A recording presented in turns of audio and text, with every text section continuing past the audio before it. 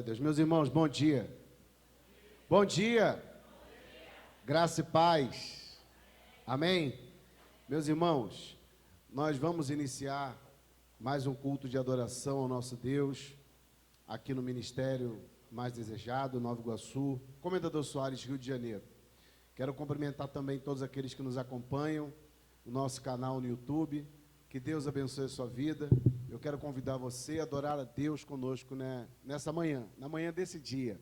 Esse culto está sendo gravado, hoje dia 20, domingo, às 9 horas da manhã. Que Deus abençoe a sua vida em nome de Jesus. Nós queremos fazer a nossa leitura devocional, como sempre fazemos. Eu gostaria de convidar os irmãos a abrirem comigo na primeira carta do apóstolo Paulo a Timóteo. Hoje nós estaremos lendo o capítulo 6 desta carta tão importante.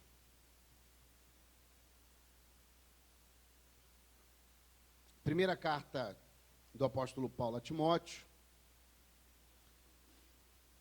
capítulo 6. Todos acharam? Nós vamos ler até o versículo 21. Vamos ler o capítulo inteiro, para termos mais clareza na mensagem que o apóstolo Paulo passou para o seu filho na fé, Timóteo.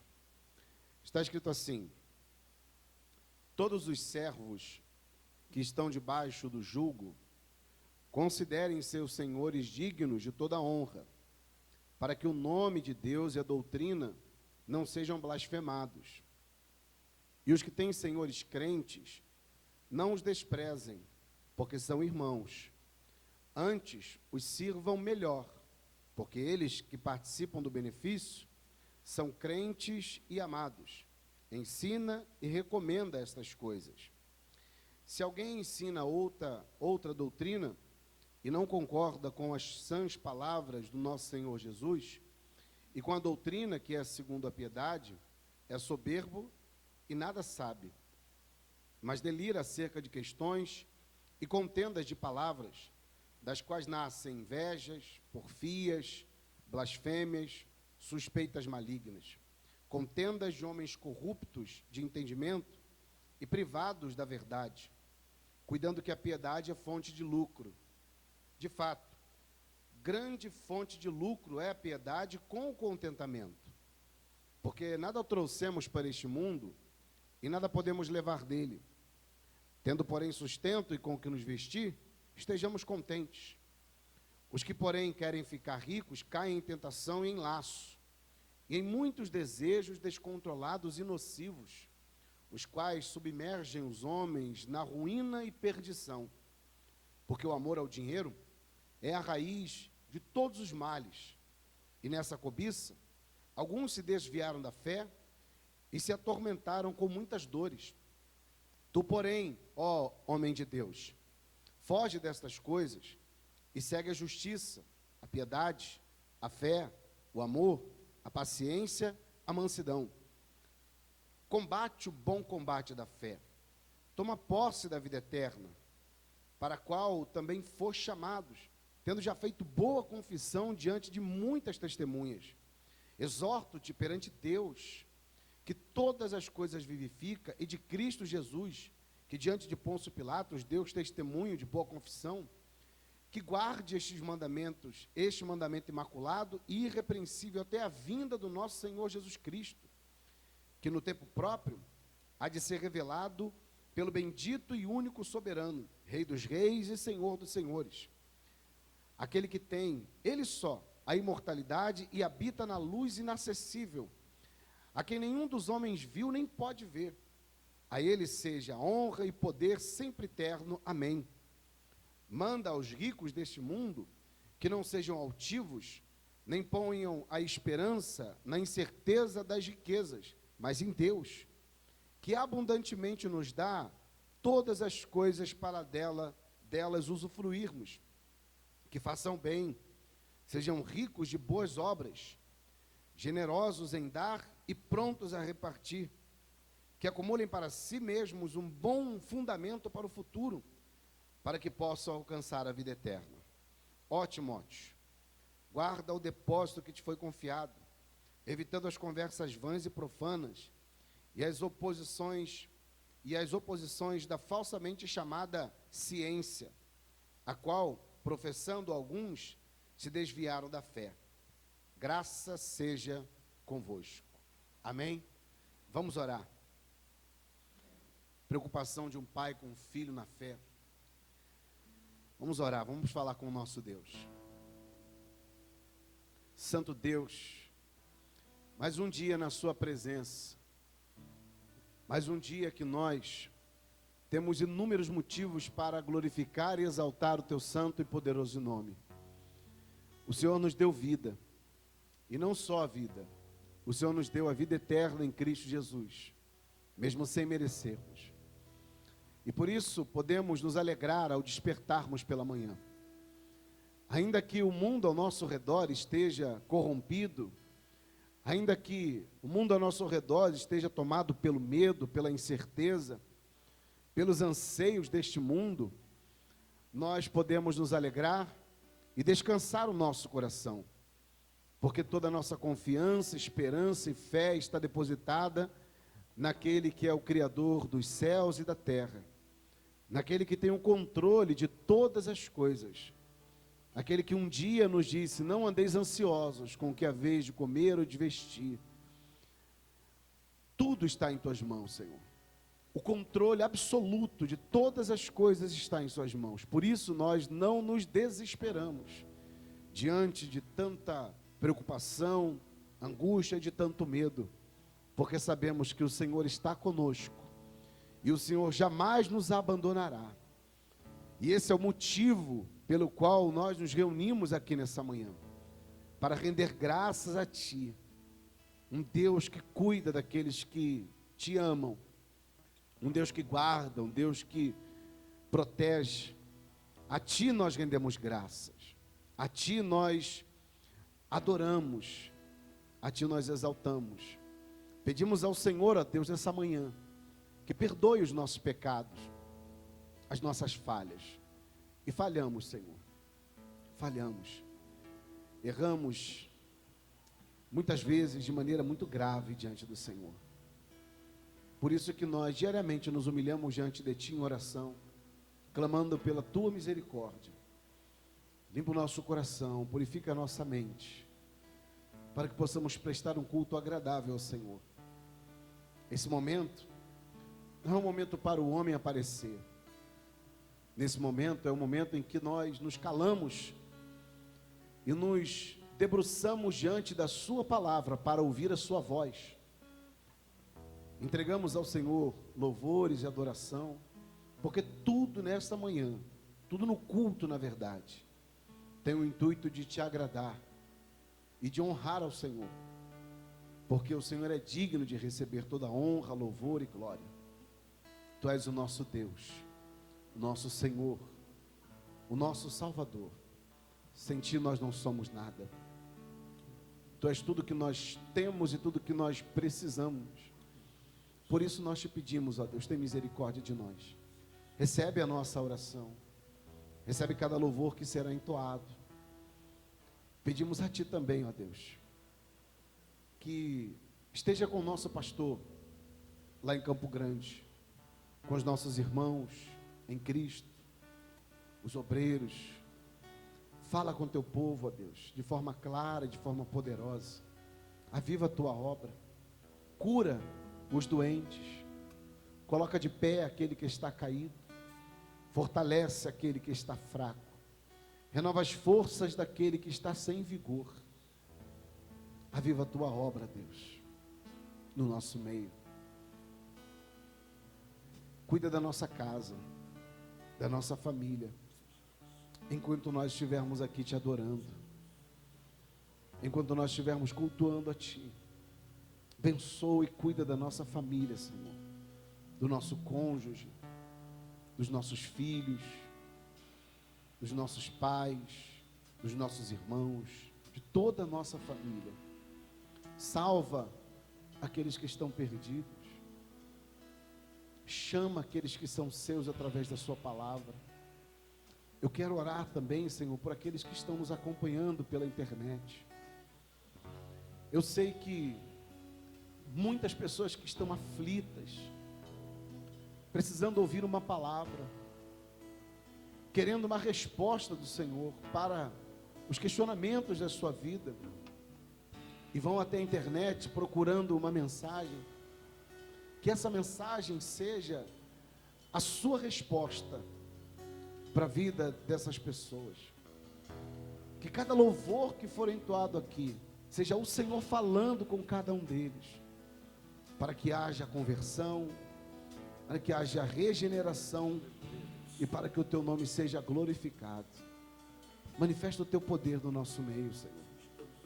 Precisamos do teu poder, porque sem esse poder dado pelo Senhor e pelo teu Santo Espírito, nós não temos condições nenhuma de vencer o mal e lutar contra ele. Nos capacita, Senhor, para isso. Nos capacita para lutar, nos capacita para perseverar, lutar contra o diabo, contra o inferno e contra o pecado. E essa luta é diária e não é fácil. E só o Senhor para nos fortalecer, para lutar contra ela. Fala conosco, Pai. Nos instrui, nos ensina nessa manhã e recebe a nossa vida diante do teu altar. Para a glória do teu nome, nós oramos no nome de Jesus. Que assim seja feito. Amém. E graças a Deus. Amém, queridos. Vamos aplaudir ao Senhor. Glória a Deus. Vamos louvar ao Senhor. Vamos louvar a Deus.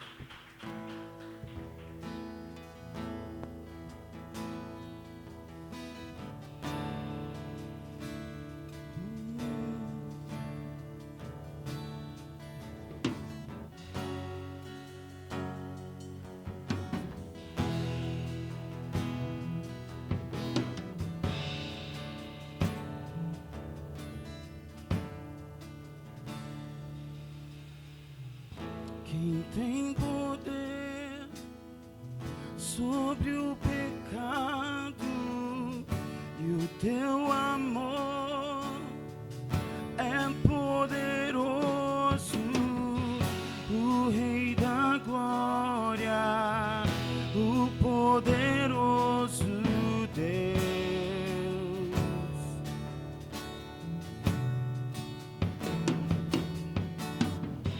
A terra treme com sua voz e nos deixa maravilhado, o Rei da Glória, o poderoso Deus.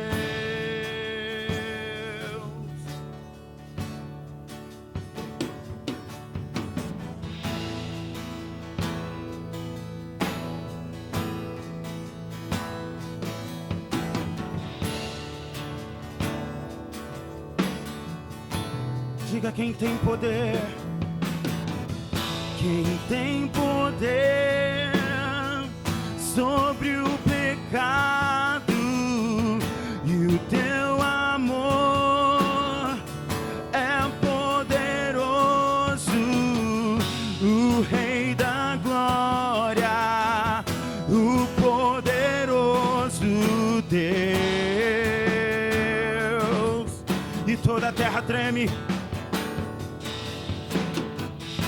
A terra treme com sua voz e nos deixa maravilhados, o Rei da Glória, o poderoso Deus. Maravilhosa graça,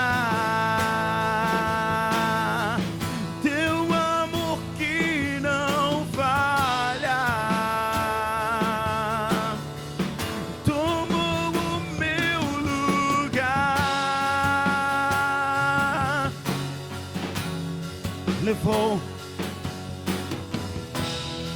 teu sangue me salvou, minha dívida pagou,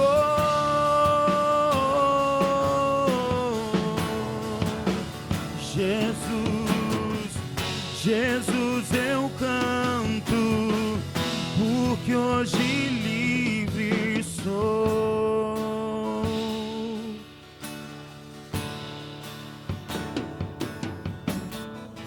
És quem traz paz ao caos dos homens e é escudo ao indefesos, o Rei da glória, o poderoso Deus.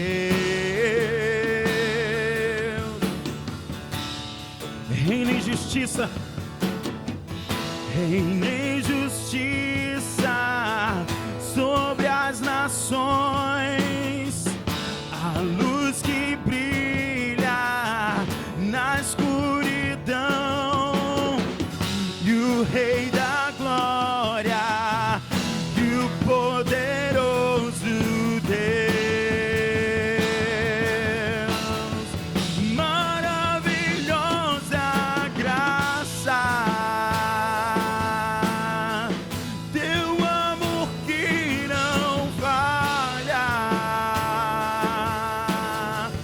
tomou o meu lugar, ele levou.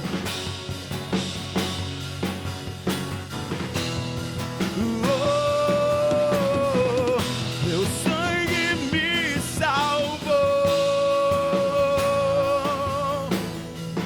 minha dívida pagou.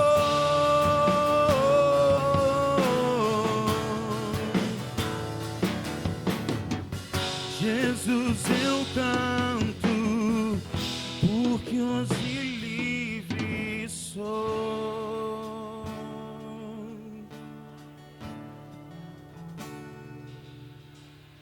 Digno é o Cordeiro de Deus, digno é o Cordeiro, digno é o Cordeiro, digno.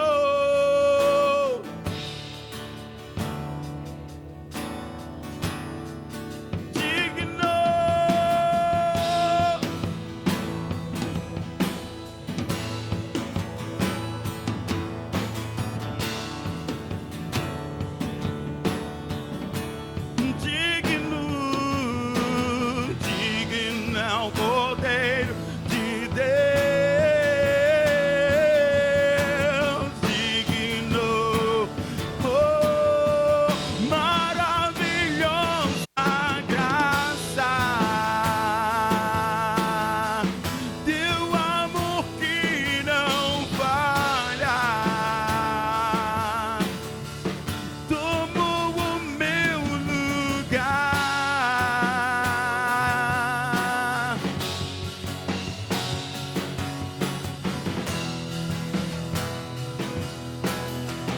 Meu sangue me salvou, minha dívida pagou.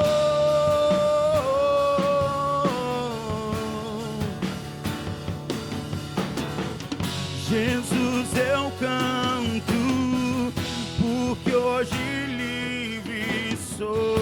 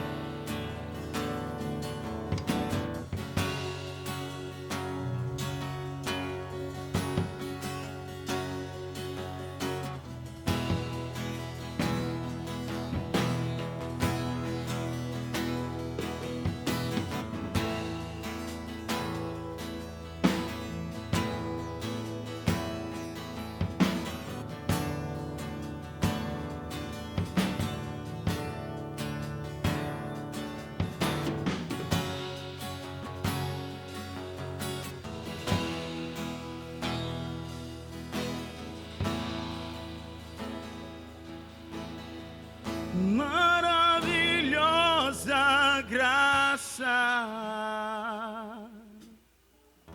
teu amor que não falha, tomou o meu lugar, levou a minha cruz, teu sangue me salvou, oh Jesus, minha dívida pagou.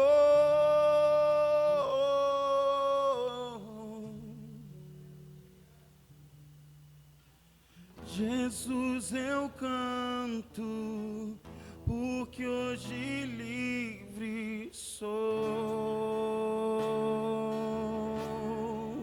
porque hoje livre sou, porque hoje livre sou, porque hoje livre sou.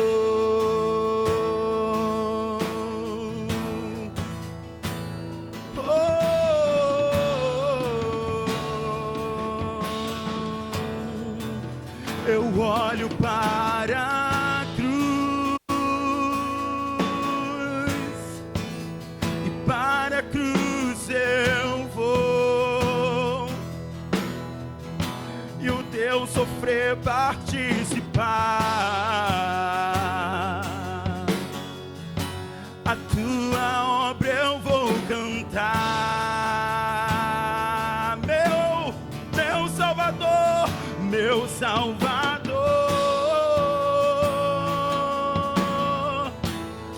e na cruz mostrou aquele amor, o amor do Pai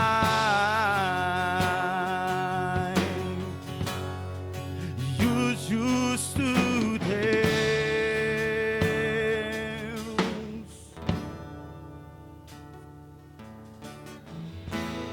Pela cruz me chamou, gentilmente me atraiu, e eu, sem palavras, me aproximo, e quebrantado por seu amor. Chamou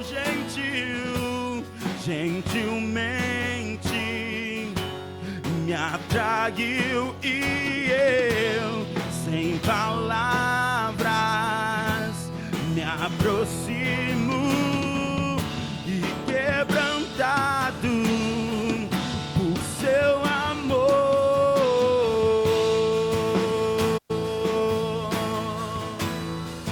Por seu amor,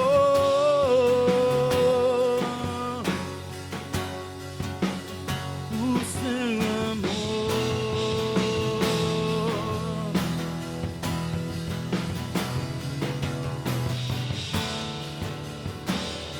Oh, diga imerecida, imerecida a vida, de graça recebi por sua cruz, e por sua cruz da morte me livrou,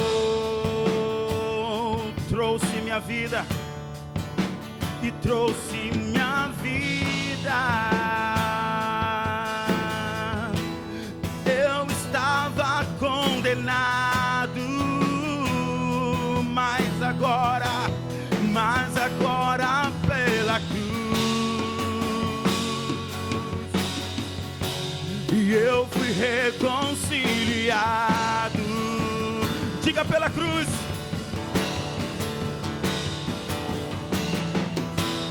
Pela cruz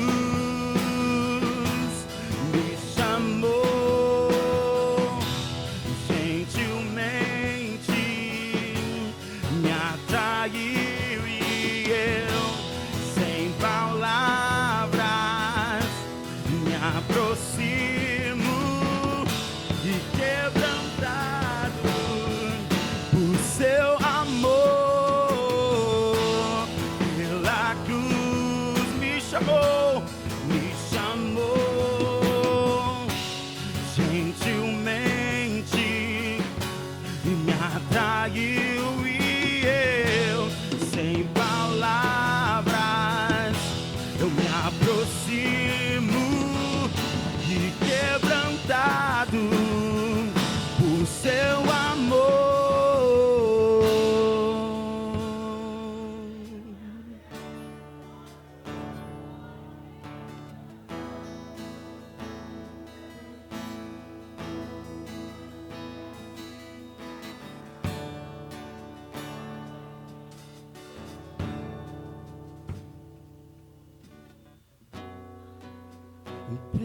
Impressionante é o seu amor.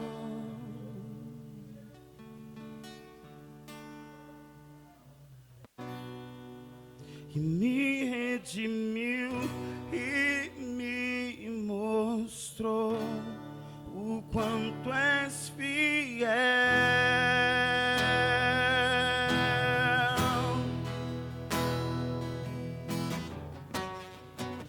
Impressionante é o teu amor.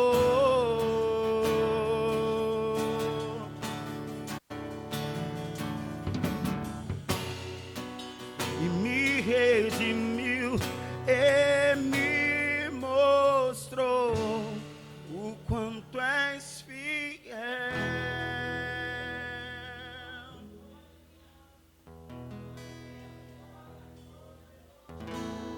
Pela cruz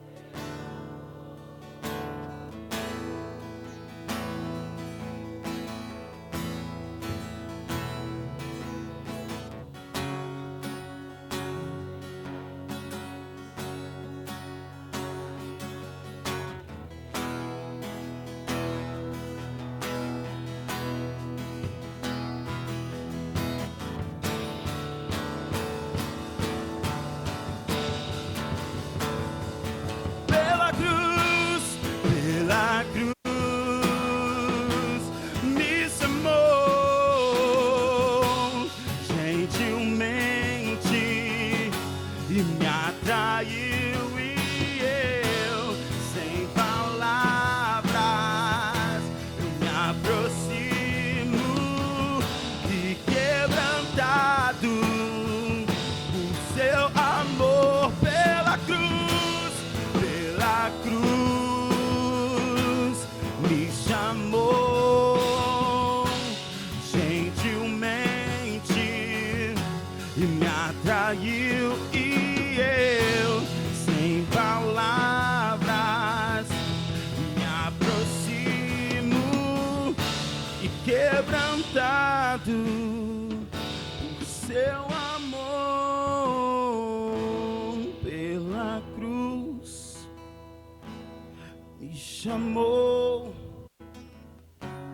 gentilmente, me atraiu,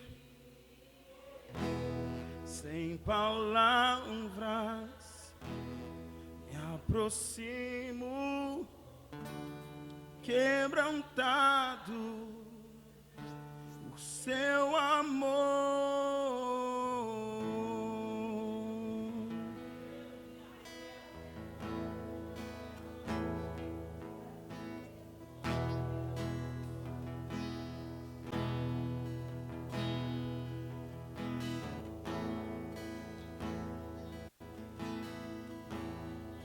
Louvamos o teu nome, Jesus. louvamos e bendizemos o Teu nome, Deus. Toma o nosso coração, Jesus. Nos faça olhar para a cruz e ver, somente ver o alto preço que o Senhor pagou por nós.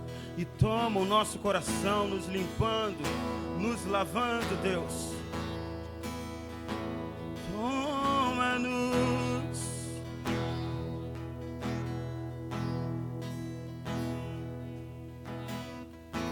E toma o meu coração e toda a minha alma.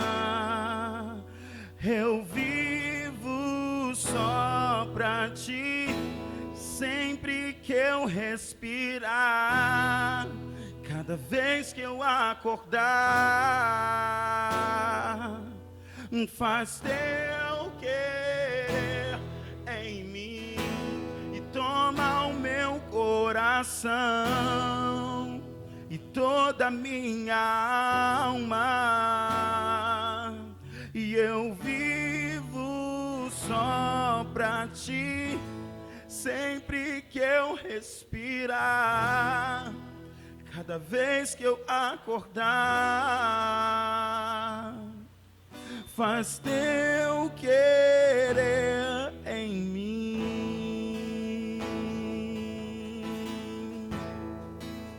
Você pode dizer: esse é o meu desejo. Oh, Jesus.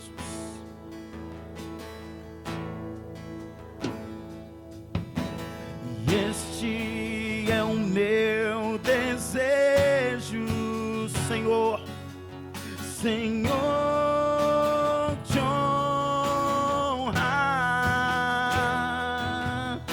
e com meu coração te adorar.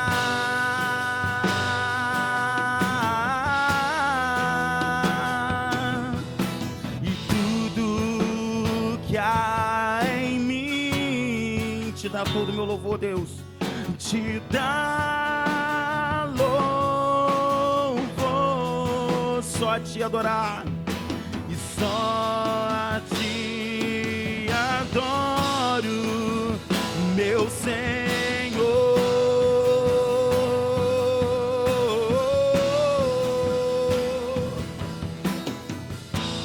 Toma o meu coração e toda a minha alma, e eu vivo só pra Ti, sempre que eu respirar e cada vez que eu acordar. Faz Teu querer em mim.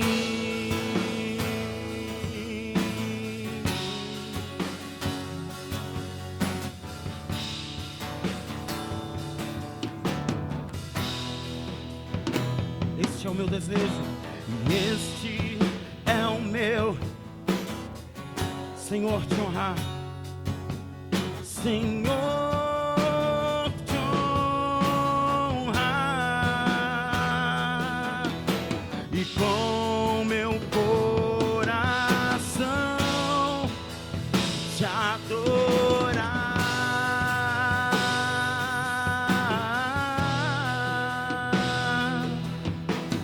Tudo que há em mim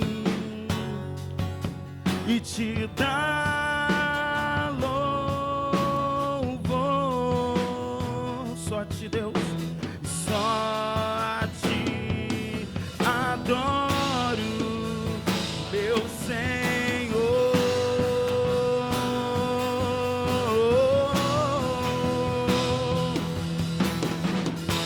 E toma o meu coração e toda a minha alma,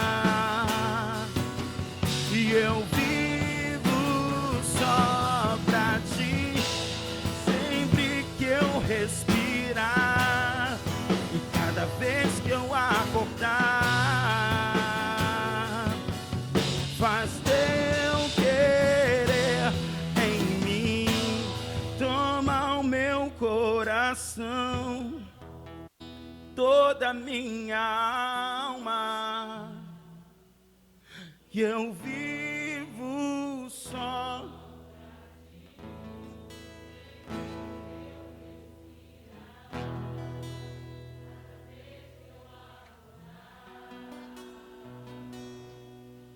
Faz teu querer em mim, toma o meu coração, Jesus, e toda a minha alma, e eu vivo só pra ti, sempre que eu respirar, Jesus, cada vez. Faz teu querer em mim.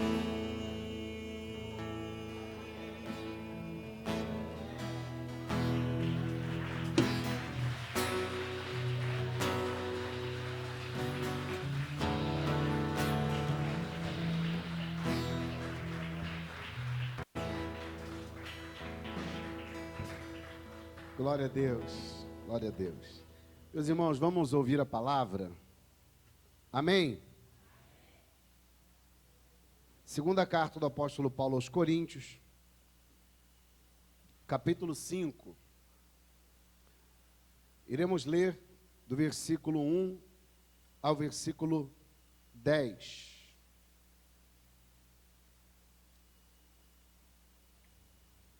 Dando continuidade à nossa exposição desta carta. Segunda carta aos Coríntios, capítulo 5, versículo 1. Todos acharam? Está escrito assim: sabemos que se a nossa casa terrestre deste tabernáculo se desfizer, temos da parte de Deus um edifício, casa não feita por mãos humanas, mas eterna nos céus. E por isso, neste tabernáculo, gememos, aspirando por sermos revestidos da nossa habitação celestial. Se, todavia, formos encontrados vestidos e não nus, pois, na verdade, os que estamos neste tabernáculo, gememos angustiados, não porque queremos ser despidos, mas revestidos, para que o mortal, seja absorvido pela vida. Ora, o próprio Deus quem nos preparou para isso, outorgando-nos o penhor do Espírito. Temos, portanto, sempre bom ânimo, sabendo que, enquanto no corpo, estamos ausentes do Senhor, visto que andamos por fé e não pelo que vemos. Entretanto, estamos em plena confiança, preferindo deixar o corpo e habitar com o Senhor. É por isso que também nos esforçamos, quer presentes, quer ausentes, para sermos agradáveis, porque importa que todos nós compareçamos perante o tribunal de Cristo, para que cada um receba segundo o bem ou mal que tiver feito por meio do corpo. Vamos orar. Senhor, mais uma vez em oração, nós pedimos a Ti que, através do Teu Santo Espírito, ilumine a nossa mente, para que possamos compreender, Senhor, a Sua palavra. Sua palavra, ela é fonte de vida. A palavra do homem, ela não produz absolutamente nada, mas a sua palavra produz vida. E a minha oração nessa manhã é que, enquanto eu estiver aqui, expondo a sua palavra, que a sua palavra, ela seja fonte de vida para este homem, para esta mulher que aqui está, e para aqueles que nos acompanham pela internet. Aqueles que estão mortos espiritualmente sejam vivificados, para assim andarem com o Senhor, na direção da sua palavra. fala com a sua igreja, fortalece a sua igreja, aviva a sua igreja, para a glória e louvor do teu nome. Nós oramos no nome de Jesus. Amém e graças a Deus. Amém, meus irmãos. Podem sentar, por favor.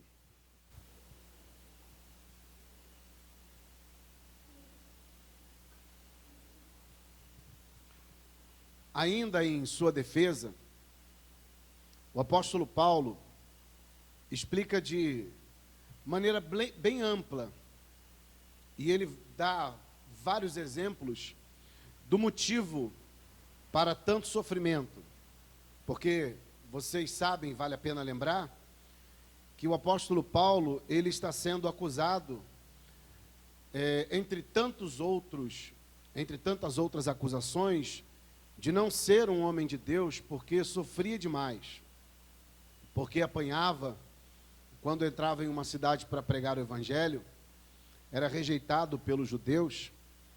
Então o apóstolo Paulo está se defendendo de tantas outras acusações, mas especificamente no capítulo 4, 5 e 6, ele está se defendendo da acusação de sofrer demais, de apanhar demais. E ele vai dar vários argumentos, ou várias explicações, para tanto sofrimento que ele tem vivido, e nós já analisamos alguns desses sofrimentos, desde lá do capítulo 4. Mas, antes de entrarmos de vez no capítulo 5, eu quero lembrar aos irmãos o que foi pregado na semana passada, brevemente, para nós entrarmos no capítulo 5. O apóstolo Paulo, no capítulo 4, ele vai usar uma analogia que eu acredito que deixa bem claro a mensagem que o apóstolo Paulo quer passar. Ele faz a comparação do seu sofrimento com um tesouro em um vaso de barro. No capítulo 4, no versículo 7, que eu quero ler com vocês, ele diz assim, capítulo 4, versículo 7, ele diz o seguinte: temos, porém, este tesouro em vasos de barro, para que a excelência do poder seja de Deus e não de nós. Essa analogia usada por Paulo é perfeita para explicar. Eu acredito que seria necessário só essa explicação para resolver o problema e para calar os seus adversários. Porque, como foi pregado na semana passada, essa analogia, naquela época, era muito fácil de entender. Muito fácil. Por quê?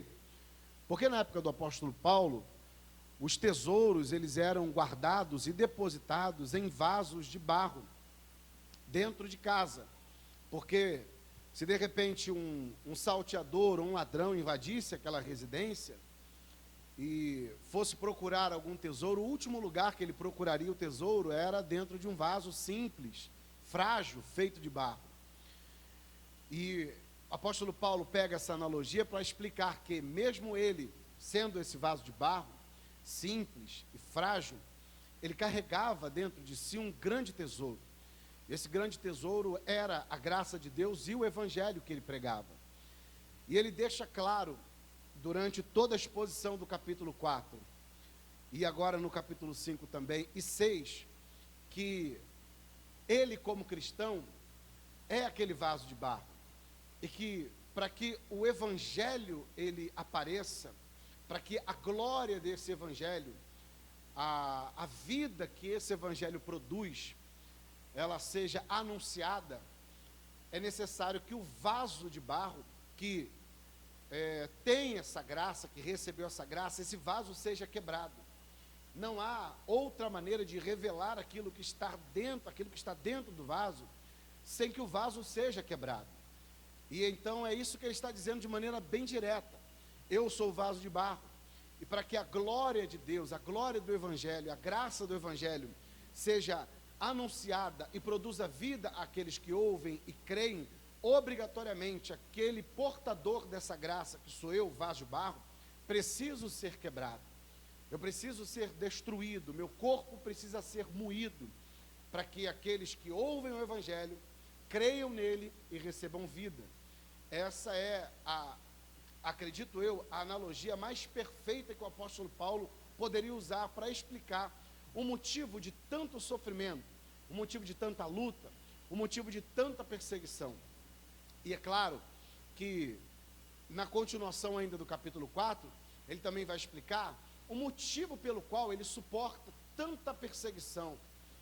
Porque ninguém suportaria aquilo que o apóstolo Paulo suportou de balde, à toa, em vão. Há um propósito para suportar, há um propósito para encarar e enfrentar tanta dor, enfrentar tanta luta e continuar de cabeça erguida. Ninguém em sã consciência vai entregar a sua vida para ser moída ou o seu corpo para ser queimado, se não houver um propósito nisso. E o apóstolo Paulo vai explicar: eu sou um vaso que preciso ser quebrado para que a glória de Deus, ela produza vida, ela apareça, para que a excelência do poder seja de Deus, não minha. E por que eu suporto tudo isso? Por que eu enfrento tudo isso? E ele vai dizer, ainda no capítulo 4, no versículo 13, ele diz assim: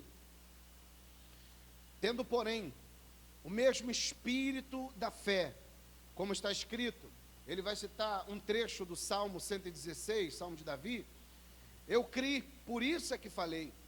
Também nós cremos, por isso também falamos, sabendo que aquele que ressuscitou o Senhor Jesus, também nos ressuscitará com Jesus e nos apresentará convosco. Porque todas as coisas existem por amor de vós, para que a graça, multiplicando-se, torne abundante a ação de graças por meio de muitos, para a glória de Deus. O apóstolo Paulo vai deixar bem claro para os seus adversários: eu sofro, sou vaso de barro, preciso ser quebrado para que a excelência do poder de Deus seja dele e não minha. Eu não tenho que aparecer, quem tem que aparecer é o tesouro que eu carrego. E por que eu suporto tanta dor? Por que eu suporto tantas aflições? Porque eu creio que assim como Deus ressuscitou o Senhor Jesus, naquele grande dia Ele também vai me ressuscitar. Naquele grande dia Ele vai nos ressuscitar. Vale lembrar que o apóstolo Paulo não está pregando uma mensagem evangelística para os incrédulos, não. O apóstolo Paulo está escrevendo essa carta, direcionando a carta para a igreja. É uma mensagem para os cristãos, é uma mensagem para os crentes de Corinto. Então, quando ele fala, ele vai nos ressuscitar, ele está se referindo não a todas as pessoas do mundo, ele está se referindo aos cristãos da igreja de Corinto. O que o apóstolo Paulo quer é que eles entendam que todo esse sofrimento do cristão, toda essa luta que o cristão enfrenta, ela tem um propósito, ela não é em vão. E ele suporta tudo aquilo porque ele crê na promessa que foi feita por alguém que não é filho do homem para que minta, que não mente, e que quando promete não se arrepende. Alguém que tem poder para cumprir aquilo que prometeu, que é o próprio Deus. E ele tem, através da palavra de Deus, a promessa de que mesmo que esse corpo, como ele continua dizendo ainda no capítulo 4, que esse corpo ele se corrompa, não de forma moral, mas na questão humana de se degradar, ele diz, ainda que esse corpo ele se apodreça, ele venha a ser desgastado, ainda que esse corpo se decomponha, todavia o homem interior se renova dia em dia. A esperança que motiva o apóstolo Paulo a sofrer, a pregar o evangelho, é exatamente a promessa de que um dia ele voltará a viver com o Senhor para permanecer com ele por toda a eternidade. É esse o motivo de Paulo passar tanta luta e tanto sofrimento. Isso tem que nos ensinar alguma coisa. Na verdade, isso ensina muita coisa para nós. Porque nós, como cristãos verdadeiros, sofremos, irmãos. Nós passamos por muitas lutas, não tantas quanto a do apóstolo Paulo, algumas maiores, outras menores, mas enfrentamos as nossas lutas. Enfrentamos. E mesmo que em algumas delas nós não conseguimos a vitória, ou conseguimos vencê-las, nós não podemos desanimar. O que motiva a nossa vida, o que nos impulsiona a continuar, é a certeza de que eu vou ter um carro, é a certeza de que eu vou ganhar uma casa, é a certeza de que minha vida financeira vai melhorar, é a certeza de que eu vou ser uma pessoa feliz se encontrando ou entregando a vida para Jesus. Não! A nossa maior alegria e maior certeza, diante de tantos sofrimentos que nós vivenciamos nesse mundo, é a certeza de que ainda que eu morra, ainda que meu corpo apodreça, eu tenho certeza que naquele grande dia, no dia glorioso de Cristo, Ele vai me chamar pelo nome e eu ressuscitarei para morar com Ele por toda a eternidade. A minha maior motivação é essa. É isso que tem que impulsionar a minha vida e a sua. É isso que tem que motivar a minha vida e a sua. É por isso que quando ele começa o capítulo 1, ele vai dar continuidade àquilo que ele está falando aqui. Ele está falando do corpo. Ele está falando do corpo que se apodrece, do corpo que se esvai, do corpo que é perecível. E ele vai terminar o capítulo de número 4 dizendo: por isso que eu não olho para aquilo que é visível, eu olho para aquilo que é invisível. Vamos terminar o capítulo 4. Versículo 16, ele diz assim: por isso não desanimamos. Por que ele não desanima? Diante de tanta luta, diante de tanto sofrimento? Porque ele sabe que há uma recompensa no final dessa luta. Ele sabe que há a ressurreição prometida por Deus para ele e para aqueles que são de Deus. Por isso que ele diz: por isso não desanimamos. Pelo contrário, mesmo que o nosso homem exterior se corrompa, contudo, o homem interior se renova de dia em dia, porque a nossa leve e momentânea tribulação produz para nós o eterno peso de glória, acima de toda comparação. Preste atenção aqui. Você vai perceber a partir do versículo 17 até o versículo 10 do capítulo 5, que o apóstolo Paulo vai fazer algumas comparações aqui. 4, na verdade, 4 comparações. Eu quero analisar cada uma delas com vocês. Essas 2 dessas eu já tratei na semana passada, e no capítulo 5 tem mais 2, mas eu vou lembrar aos irmãos as 2 comparações que ele faz aqui no capítulo 4, ainda no finalzinho. O versículo 17 ele vai dizer assim: porque a nossa leve, se você puder passar um traço aí com a sua caneta na palavra leve, vai ficar mais fácil você compreender. Ele diz assim: porque a nossa leve e momentânea tribulação produz para nós um eterno peso de glória. Então ele compara aquilo que é leve com aquilo que é pesado. A tribulação, a perseguição é leve, mas a glória que receberemos naquele grande dia é pesada, é grande, é gigantesca, é gloriosa, é magnífica. Ela excede o entendimento. É isso que ele diz. Então, vale a pena sofrer, vale a pena lutar, vale a pena nas quedas lutar para ficar de pé, vale a pena encarar o que tiver que encarar, porque a recompensa que a gente tem lá na frente, comparada a essa tribulação, essa prova, essa luta que nós passamos aqui, comparada com a glória, que é pesada, é pequena demais. É pequeno, muito pequeno. Ele vai usar esse contraste até o versículo 10 do capítulo 5. Porque a nossa leve e momentânea tribulação produz para nós eterno peso de glória, acima de toda comparação. Olha o que ele vai dizer no versículo 18. Não atentando nós nas coisas que se veem, mas nas que não se veem, porque as que se veem são temporais, e as que não se veem são... Então ele vai fazer uma outra comparação com aquilo que nós vemos e com aquilo que nós não vemos, com as coisas visíveis e com as coisas invisíveis. Aquilo que eu vejo na terra, perecível, tudo perece, ninguém leva nada. Lembra que nós lemos lá no capítulo 6 de Timóteo, que lemos na leitura inicial, na introdução? Nós não levamos absolutamente nada quando morremos, tudo fica aqui. Então onde é que os meus olhos têm que estar focados?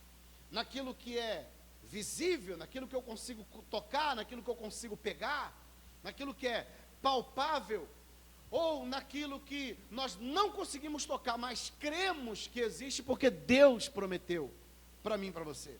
A vida eterna eu não consigo tocar, mas eu creio nela.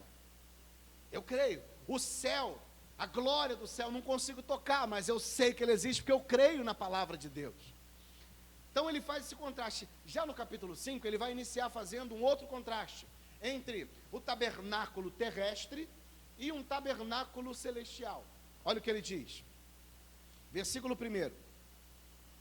Sabemos que se a nossa casa terrestre deste tabernáculo se desfizer, temos da parte de Deus um edifício, casa não feita por mãos humanas, eterna nos céus. Olha para cá, diante de tanto sofrimento, de tanta dor, Paulo vai deixar claro, olha, eu não me preocupo com esses sofrimentos, não me preocupo mesmo que o meu corpo seja açoitado, seja queimado, seja lançado lá nos leões para ser devorado, ainda que o meu corpo seja moído de forma completa, esse corpo aqui é uma habitação, é uma tenda terrena, é uma casa terrena, que ao longo do tempo, ela vai se degradando, ela vai se decompondo. Claro que, de um lado, pelas leis naturais, e do outro, pelas agruras e sofrimentos que o apóstolo Paulo teve que enfrentar.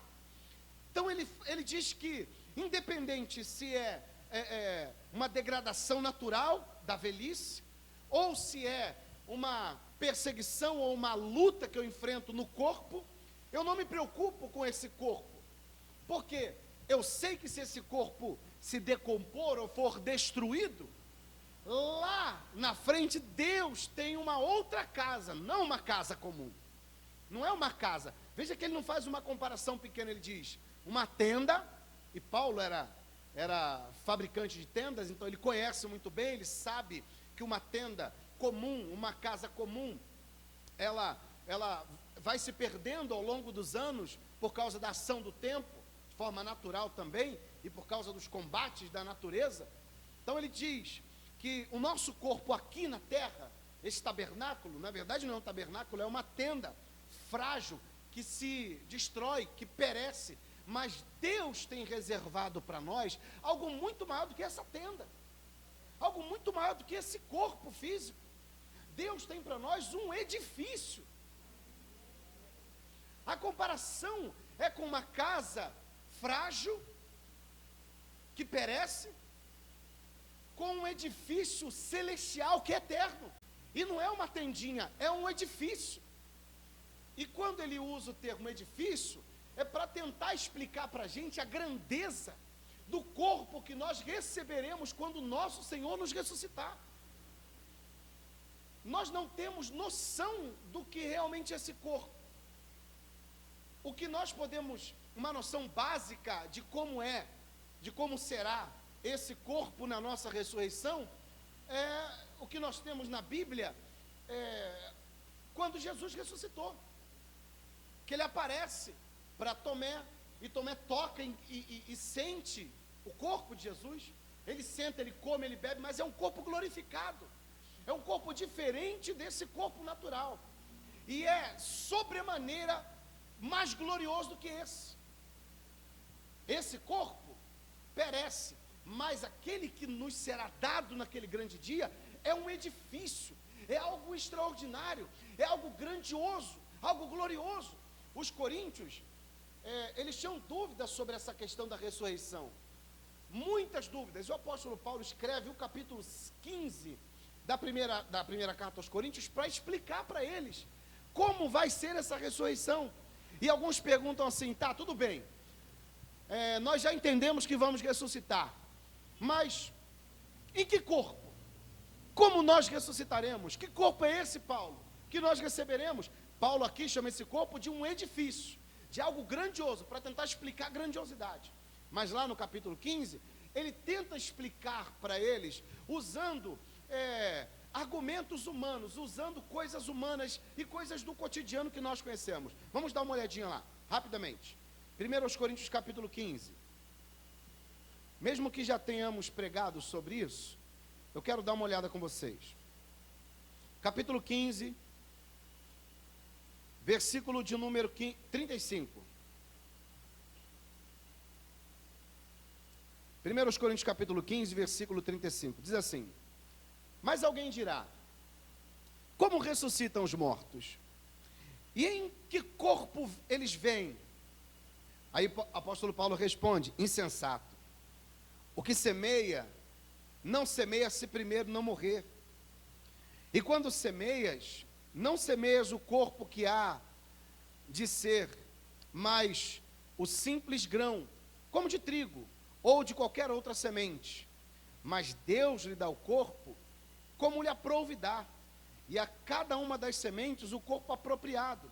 Nem toda a carne é a mesma, porém, uma é a carne dos homens, outra é a dos animais, e outra é a carne dos, porém, uma carne dos animais, e a outra das aves, e a outra dos peixes. Também há corpos celestiais e corpos terrestres.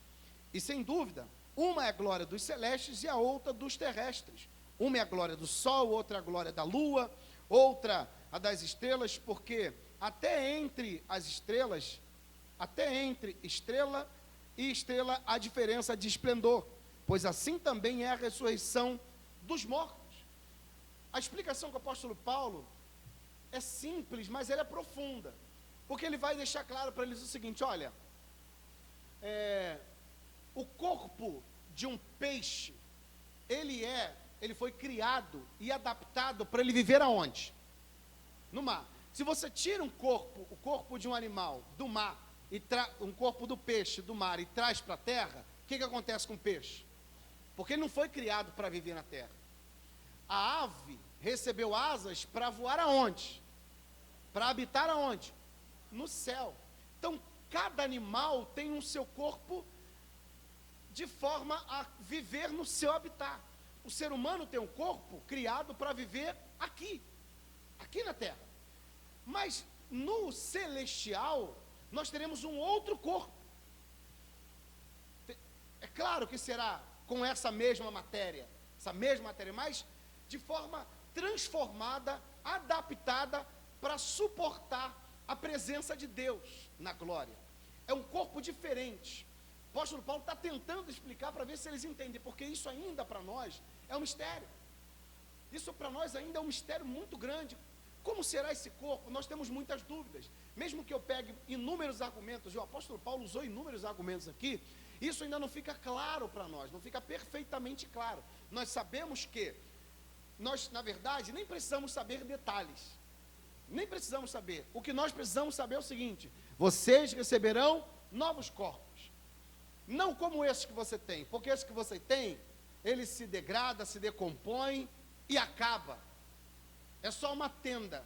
Mas aquele que você vai receber na ressurreição é um edifício, é eterno, não se degrada, não é um corpo que perece, é algo grandioso. É isso que ele está tentando explicar para os cristãos de Corinto. Vamos voltar lá. Sabemos que se a nossa casa terrestre, deste tabernáculo, deixa aqui, se desfizer, temos da parte de Deus um edifício, casa não feita por mãos humanas, eterna nos céus. Versículo 2.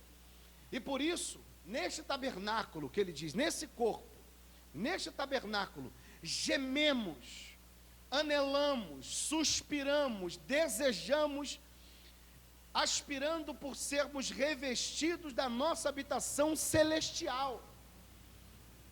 O apóstolo Paulo diz que todo cristão, assim como ele, todo crente como ele, tem que desejar esse corpo. Nós temos que anelar por esse dia, temos que suspirar. Não, é claro que o apóstolo Paulo não está incentivando ninguém a se matar, pelo amor de Deus. Ele não está dizendo, eu quero me matar para receber logo esse corpo. Não, é o desejo que nós temos desse corpo. É o desejo que nós queremos, que nós temos, nós anelamos por esse corpo, porque quando nós estivermos nesse corpo, nós saberemos que com ele permaneceremos por toda a eternidade. O apóstolo Paulo diz, o meu desejo é esse corpo. O meu maior desejo é a volta de Cristo. O meu maior desejo é receber um novo corpo, porque nesse corpo eu não vou ter dor, eu não vou sofrer, eu não vou chorar. Esse corpo será um corpo de plenitude. de gozo eterno, de alegria eterna. Então, eu luto, eu vivo, porque eu tenho certeza que um dia eu receberei esse corpo. Eu anelo por ele, eu quero ele, mas não faço nada além daquilo que Deus determinou que eu faça. Eu não vou me matar, ou vou tirar, ou vou me jogar num precipício para acabar logo com esse corpo, para receber o outro. Não é assim que funciona. Não é isso. Alguém até poderia pensar que o apóstolo Paulo estava estimulando isso, mas não é isso. Ele está falando do desejo que ele tem, do desejo de encontrar-se com o seu Senhor, do anseio que ele tinha. Esse corpo, aquele geme, e geme mesmo, ele geme para encontrar com aquele, para ter um novo corpo, um corpo que você não vai ter mais dor, absolutamente nada.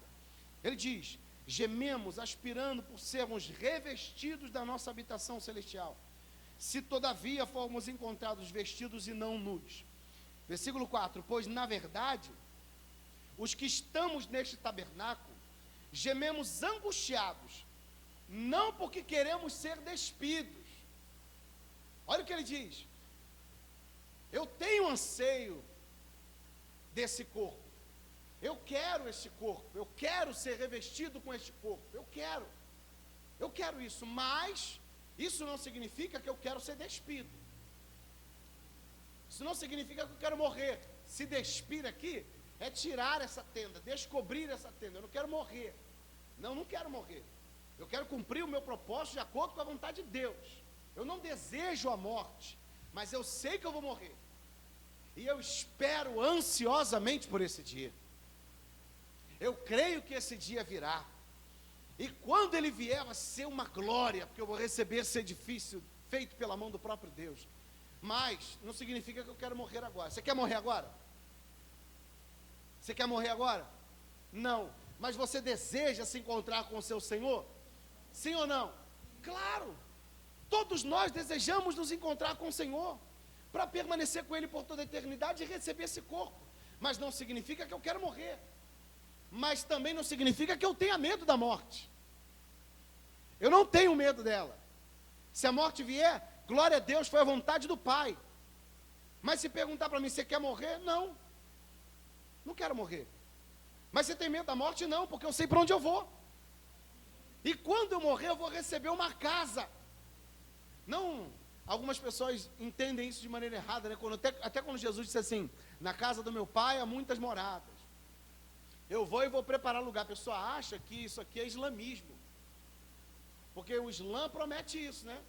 Você vai lá, se mata por Maomé e por Alá, e aí você, quando morrer, você vai receber um palácio, e nesse palácio 7 virgens por dia, para você desfrutar da alegria da eternidade, toda a eternidade. Não é casa, ele está falando de casa, o edifício não. Quando ele fala edifício, ele está falando de um corpo novo. É grandioso esse corpo. Eu creio que um dia eu vou morrer, anelo para receber esse corpo, mas não quero morrer agora, porque eu tenho que criar os meus filhos e pregar para o máximo de gente que eu puder. Aí depois que eu pregar, cumprir o meu propósito, o meu chamado, aí sim o Senhor pode me recolher. Aí Ele pode me despir deste tabernáculo e me colocar em outro tabernáculo, que é o tabernáculo grandioso, é o edifício que foi preparado pela mão do próprio Deus. E como eu quero esse tabernáculo, mas não vou me matar, e nem vou ficar o tempo todo procurando a morte, ou desejando a morte. Eu quero morrer, não, eu vou esperar a vontade de Deus se cumprir na minha vida, e ela vai acontecer.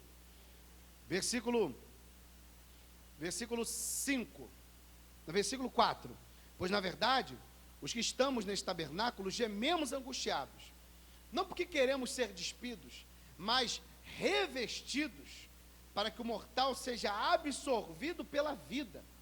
Ora, foi o próprio Deus quem nos preparou isso, outorgando-nos o penhor do Espírito. Olha para cá, sabe qual a garantia que o apóstolo Paulo tinha, de que naquele grande dia, ele seria ressuscitado se morresse, ou se Jesus viesse naquele momento? Porque quando você lê o texto e dá atenção devida às palavras, você vai perceber que ele vai usar a palavra revestir. Sabe o que é revestir? Eu estou vestido, correto? Se eu pegar um blazer e colocar aqui, eu estou me revestindo. Então, quando ele disse eu estou vestido, é como se eu ainda estou neste tabernáculo, eu estou vivo. E se Jesus voltar enquanto eu estou vivo, ele vai me revestir, vai colocar ainda nesse corpo vivo um novo tabernáculo, uma nova casa, um edifício. Mas se eu morrer, ele vai me dar um outro edifício, ele vai me vestir de um novo edifício. Então tem a questão daquele que está vestido, aquele que está vivo na volta de Cristo, ou aquele que está nu, morto, e vai receber uma nova roupa, que é uma nova casa. Está conseguindo compreender? Essa é a questão aqui. Então ele vai dizer assim, foi o próprio Deus que nos preparou. Quem preparou essa casa foi Deus. E a garantia de que eu vou receber essa carta é que eu fui selado com o Espírito Santo de Deus. É o penhor, a garantia, a promessa. Por isso que nós não cremos que o Espírito Santo é uma segunda bênção depois da conversão.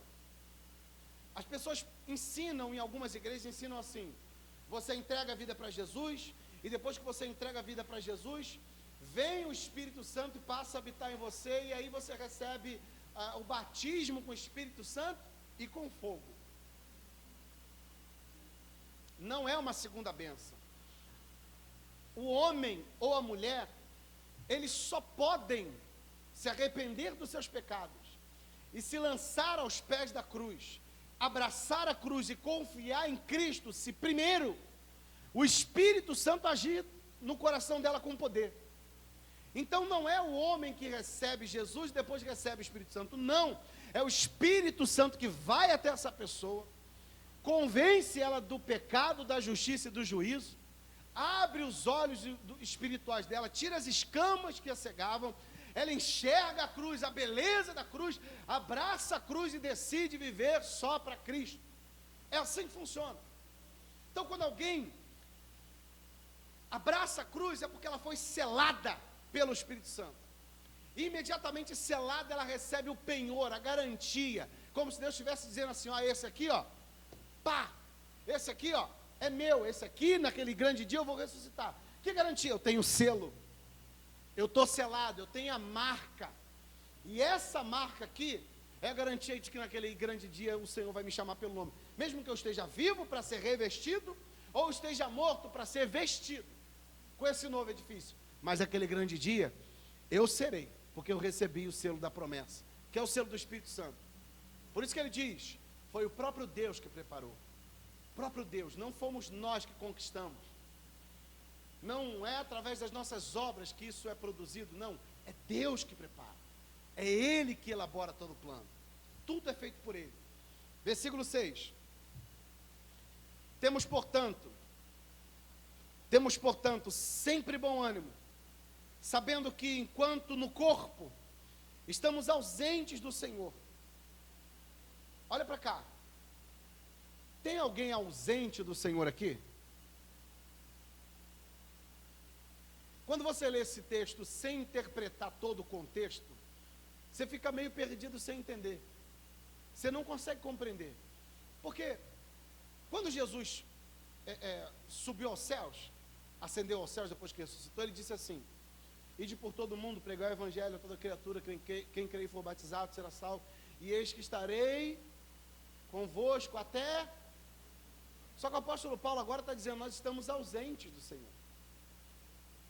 Será que nós estamos longe do Senhor, estamos distantes dele? Será que nós não temos ele? Não, não é isso que o apóstolo Paulo está dizendo. O apóstolo Paulo está dizendo que houve uma separação corpórea. Jesus ressuscitou nesse novo corpo, nesse corpo glorioso, e se distanciou fisicamente. Fisicamente nós estamos ausentes ainda do Senhor. Ele está lá na glória e nós estamos aqui na terra. Ele está no reino celestial, no ambiente celestial, e nós estamos num ambiente que perece, num ambiente temporal. Ele está lá no ambiente atemporal. Nós estamos aqui num ambiente que perece. Então estamos distante dele, estamos distantes do Senhor, mas não sem ele. Estamos ausentes dele, mas não sem ele. Estamos só longe de forma corpórea, assim como Cristo fez quando ele ascendeu aos céus. É isso que ele está dizendo. Não significa que nós não temos Deus, tá? E aí no versículo 7 ele vai dizer assim: visto que andamos por fé e não pelo que vemos, entretanto, estamos em plena confiança, preferindo deixar o corpo e habitar com o Senhor. E é por isso que também nos esforçamos, quer presentes, quer ausentes, para sermos agradáveis, porque importa que todos nós compareçamos perante o tribunal de Cristo, para que cada um receba segundo o bem ou o mal que tiver feito por meio do corpo. Preste atenção aqui, para a gente eu criar uma dúvida aí na sua cabeça. Para criar uma dúvida na sua cabeça. Primeiro ele faz o contraste do homem interior com o homem exterior. Depois ele faz o contraste com a leve e momentânea tribulação, com o peso da glória que nós receberemos. Depois ele faz o contraste do corpo natural e do edifício celestial. Agora ele vai fazer um outro contraste que é o quarto e último desse texto. Ele vai falar da fé. E aí eu quero perguntar uma coisa para você. Qual é o contrário de fé? Qual é o antônimo de fé? Contrário de bem? Contrário de bom? Hã? E o contrário de fé? Hã?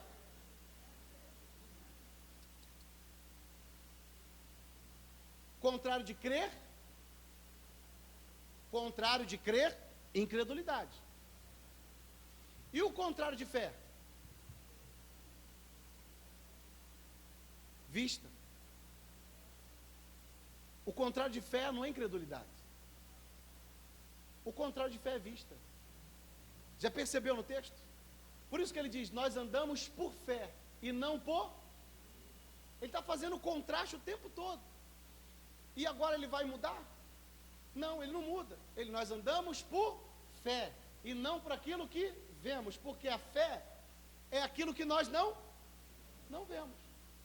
E quando eu vivo a minha vida baseado naquilo que eu vejo, eu sou uma pessoa sem fé. Então o contrário de fé é vista. E ele vai deixar claro aqui, ó, porque nós, entretanto, versículo 8, entretanto, versículo 7, visto que andamos por fé e não pelo que vemos. Algumas pessoas dizem que andar pela fé é você dar um passo e esperar Deus colocar a terra, né, firme para você pisar de olho fechado. Isso não é fé, ou não é a explicação mais adequada para isso. Fé é eu colocar o pé sabendo que Deus vai colocar ali, porque Ele prometeu que vai colocar. Não é assim, deixa eu ver se Deus vai colocar. E colocou. Aí é loucura. Já pregamos aqui sobre fé e sobre fideísmo. Não já? Vocês lembram disso? Imagina que você está num prédio, pegando fogo, você sai correndo, vai lá pro térreo que fala, né? Lá em cima, lá pro térreo. Térreo não, cobertura. Terraço. Você vai lá para a cobertura. Fumaça para tudo quanto é lado. Tudo quanto é lado, você não enxerga absolutamente nada. O prédio pegando fogo. E aí você não sabe o que fazer, de repente aparece alguém e fala para você assim: vem comigo que eu vou te salvar. Parece alguém assim, vestido igual Adriano, calça jeans, blusa, tênis. Vem que eu vou te salvar. Aí você, ele disse que vai me salvar. Cegamente você fecha o olho, abraça e vai e você morre. Isso não é ter fé. Isso é fideísmo. Fé é diferente. Fé é você estar lá no alto desse prédio, tudo pegando fogo, fumaça para tudo quanto é lado, você não vê nada, de repente aparece alguém e fala assim: eu vou te salvar. Aí você olha, peraí, deixa eu ver se ele pode me salvar. Deixa eu ver se ele tem condições. Aí você olha para ele e você vê que ele está vestido de bombeiro, máscara de gás, de oxigênio. Você vê que tem todas as qualidades de alguém que pode salvar, os atributos de alguém que está preparado para salvar ele e salvar você também. Aí você vai lá e pá, e vai. Está compreendendo ou não? Fé e fideísmo. Eu não posso, como cristão, viver por aquilo que eu vejo. O exemplo mais claro que nós temos na Bíblia de alguém que viveu por aquilo que viu, foi Ló. Você conhece a história de Ló? Gênesis capítulo 13. Capítulo 13, é isso mesmo.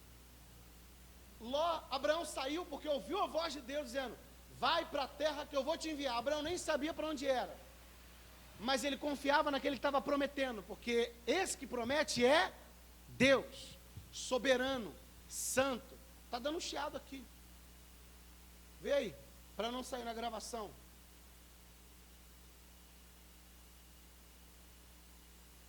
Você está ouvindo, Amanda? Não sabe, né? Vai ter que ficar assim na gravação, então. Ele sabe que quem prometeu é alguém que tem todos os atributos de alguém que é confiável, que é Deus. Então Abraão ouve a voz de Deus e vai. Junto com ele vai seu sobrinho Ló. Habitam na terra. Quando chegam na terra, a terra é pequena, ou melhor, a terra se torna pequena porque eles prosperam demais. Muito gado. De repente há uma confusão entre os pastores de Ló e os pastores de Abraão. Então Abraão vai até Ló e fala assim: Ló, vamos fazer o seguinte, para que não haja contenda entre mim e ti, entre os meus pastores e os teus pastores, porque nós somos irmãos, vamos nos separar. Eu vou deixar você escolher. Escolhe, Ló, para onde você quer ir. Se você for para a direita, eu vou para a esquerda. Se você for para a esquerda, eu vou para a direita. É como se Abraão estivesse dizendo assim: olha, quem me chamou para essa caminhada foi Deus. Então não importa o lugar que eu vá, Ele estará comigo. E tudo vai acontecer de acordo com a vontade dEle. Agora, se você quer se basear pela sua vista, faça o que você quiser. Aí Ló olhou para o lado esquerdo, viu nada. Olhou para o lado direito, opa. Ló viu as campinas de Moabe, toda bem regada, parecia o jardim do Senhor. Ele olhou e disse: ali, vou me dar bem, é lá que eu vou, para lá, lugar bom, tem água, tem pastos verdejantes, é para lá que eu vou. E todo mundo sabe a história. Ló perdeu os seus bens, Ló foi sequestrado, quase morreu. Se Abraão não tivesse ido lá socorrê-lo, Ló tinha sido morto. Mas ele foi, baseou a sua caminhada através daquilo que ele viu. E lá em Provérbios está escrito que há caminhos que para o homem parece direito, mas o final é a morte. Quando nós andamos pela nossa vista, nós só podemos produzir uma coisa para a nossa vida: morte. E por que é tão difícil andar pela fé? Você acha difícil andar pela fé? Hein, pessoal? Você acha que é difícil andar pela fé? E sabe por que é difícil andar pela fé? Primeiro, porque nós estamos acostumados a confiar em nós mesmos. Nós temos a solução para tudo. Nós conhecemos o caminho. Nós temos as nossas ideologias, os nossos conceitos.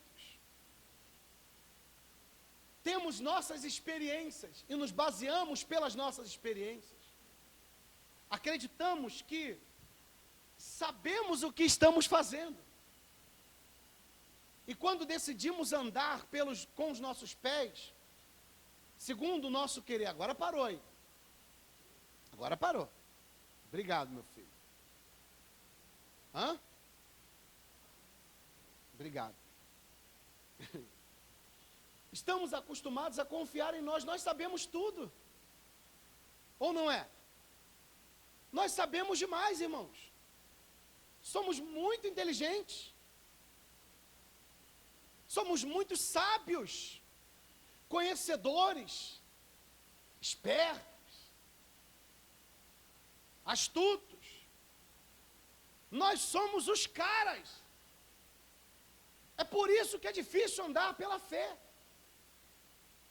Porque quando nós lemos um texto bíblico e Deus dizendo, tem que ser feito desse jeito, nós olhamos e falamos assim, mas dessa maneira é muito dura, eu acho que dá para fazer desse jeito, dá para ter esse resultado fazendo de outro jeito. Não dá. Você lembra do que aconteceu com Uzá? Lembra? Foram buscar a Arca da Aliança. Colocaram a Arca da Aliança em cima de carro de boi. E Deus já tinha dito na lei que não era assim que era para carregar a arca. Eram os levitas que tinham que carregar nos ombros com as varas atravessadas por baixo. Colocaram na arca. A arca balançou, Uzá foi lá e pá, meteu a mão e Deus, ó, fulminou. Deus disse que é para fazer assim, mas eu vou fazer assim que também dá certo. Porque eu confio nas minhas sabedorias, ou na minha inteligência. Eu sou um homem habilidoso. Não. Se eu decido viver segundo aquilo que eu acho que sei, eu não estou andando pela fé.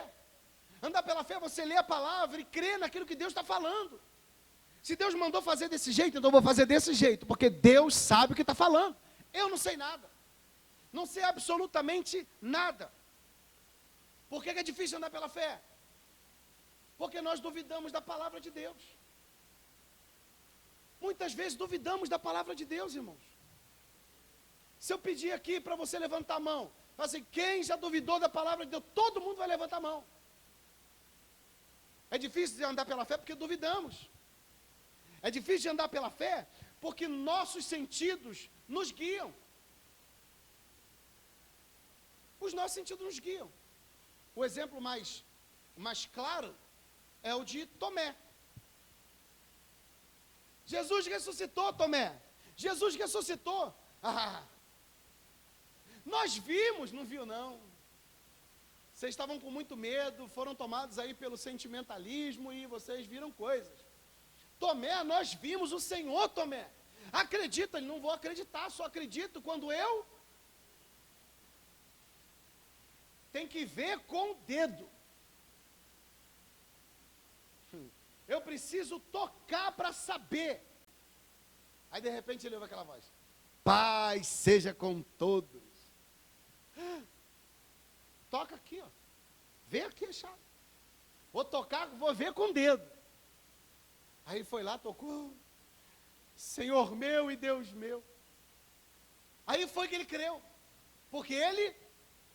Aí Jesus diz: bem-aventurados, mais do que felizes, são aqueles que não viram, mas creram. Fé e visão. O tempo todo em contraste na nossa vida cristã. Fé e visão. Ou eu confio em Deus, ou eu confio em mim. Ou eu confio na força de Deus, ou eu confio na minha força. Ou eu confio no caminho de Deus, ou eu confio no meu caminho. Ou eu confio na palavra de Deus, na sabedoria de Deus, pela fé. Ou eu acredito na minha sabedoria através da minha vista.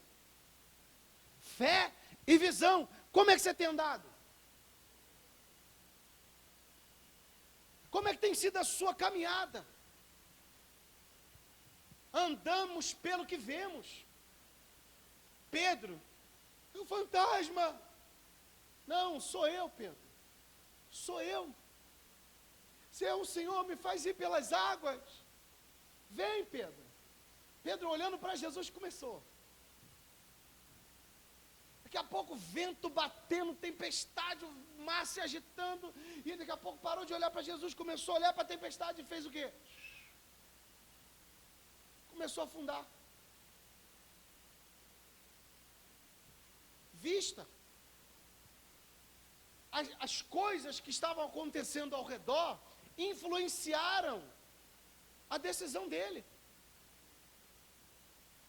Preste atenção aqui. Preste atenção. Olha ao seu redor. Olha ao seu redor. Guerra. Rumores de guerra. Doença. Pai contra filho. Filho contra pai.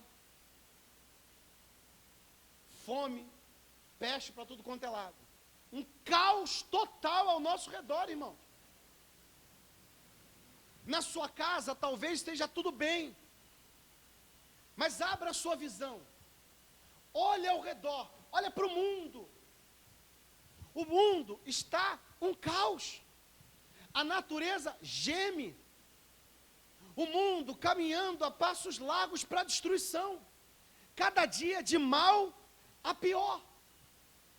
E diante de todo esse caos, eu vejo cristão em depressão, se abalando, se preocupando, se angustiando com as coisas que acontecem ao nosso redor. Jesus disse: é necessário que todas essas coisas aconteçam, mas ainda não é o fim. Mas quando vocês virem os sinais, se alegrem, porque está próximo a vossa redenção. E aí os cristãos que vivem pela vista, deveriam viver pela fé. Eles olham essas coisas ao nosso redor e ficam assim: meu Deus, o que será de nós? Oh meu Deus, o que está acontecendo? Olha, tanta gente morrendo. Ai Senhor, o que está acontecendo? Eu estou preocupado. Irmão, você está andando pela vista ou pela fé? Ou você confia na palavra de Deus e fecha os olhos para essa palavra?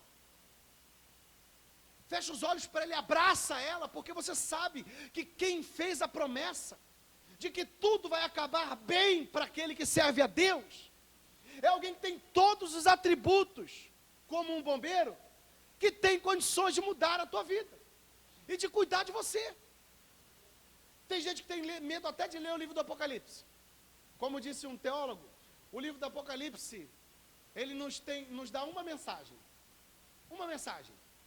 tudo vai acabar bem. E tem gente com medo de ler o livro do Apocalipse. E quando a gente anda pela fé, a gente tem essa certeza, tudo vai acabar, independente do que esteja acontecendo ao nosso lado, ao nosso redor. Tem um monte de gente morrendo por causa dessa enfermidade que está aí. Um monte de gente morrendo. E você vê um monte de crente, tudo. É claro que ninguém quer ficar doente. Como eu disse, ninguém quer morrer. Mas se morrer, irmão, se morrer, é igual falar para você assim, ó. Você está lá na porta, fala assim, ó, tá vendo aqui no altar? Aqui no altar tem uma porta. É a porta da sua salvação, da eternidade. Entrando aqui, acaba todo sofrimento, acaba toda lágrima. Você vai ver uma vida plena, de gozo eterno com o Senhor. Está aqui, mas você está lá. Só que para você chegar aqui, você vai encontrar aqui no meio do caminho um monte de fera, arame farpado, tiro, bomba,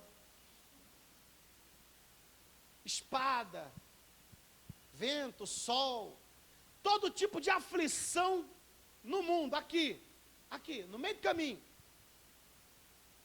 Mas aqui tem uma porta, que é a sua salvação, alegria eterna. Você passaria por esse corredor todo, até chegar aqui? Resumindo a mensagem, é exatamente isso. Paulo está dizendo, eu vou atravessar esse corredor, com essa casa aqui que é terrena, que se degrada, vou ser moído, triturado, vou tomar choque, vou sofrer com vento, com sol, com fome, com picada de cobra, vou sofrer com açoite, vou sofrer com espada, com bestas feras, perseguições externas, problemas internos, vou passar o que tiver que passar, para conquistar aquela promessa que foi feita para mim lá no altar. Eu vou passar por aquela porta. Ninguém passaria pelo que o apóstolo Paulo está passando se não cresce naquela promessa. Mesmo que ela não fosse palpável, mesmo que ele não pudesse tocar, mesmo que ele não pudesse tocar, mas ele cria nela, ele acreditava nela. Isso é fé. Eu não vejo a porta, mas eu creio que está ali, porque quem prometeu não mente. E por essa fé, os antigos alcançaram testemunho, como diz Hebreus capítulo 11. A fé é o firme fundamento. É o firme fundamento. Sem a fé, nós vamos andar segundo as nossas diretrizes. os nossos pensamentos, ideologias, ideias, crenças. Não.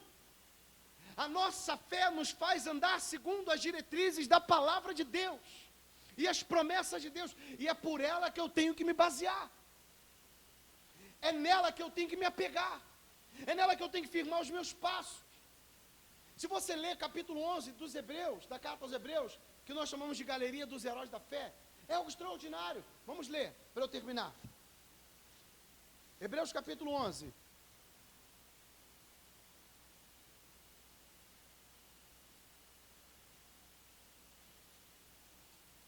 Versículo 1.